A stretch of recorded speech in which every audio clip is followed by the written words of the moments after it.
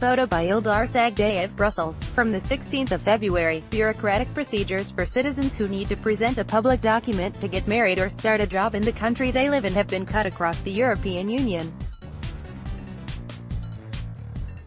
Currently, citizens moving to or living in another EU country must obtain a stamp to prove that their public documents, such as a birth, marriage or death certificate, are authentic. This is the case of around 17 million EU citizens. Under the new regulation, this stamp and the bureaucratic procedures linked to it will no longer be required when presenting public documents issued in one EU country to the authorities of another EU country. Under the new rules, citizens are also no longer required to provide a sworn, official translation of their public document in many cases. At the same time, the regulation foresees strong safeguards to prevent fraud.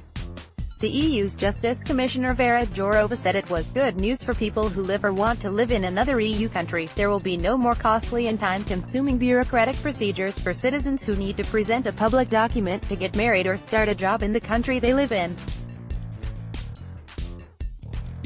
It will make the daily lives of people living and working in another EU country easier and cheaper. The new rules put an end to a number of bureaucratic procedures. Public documents, for example, birth, marriage, or the absence of a criminal record, issued in an EU country must be accepted as authentic by the authorities in another member state without the need to carry an authenticity stamp. The regulation also abolishes the obligation for citizens to provide in all cases a certified copy and a certified translation of their public documents.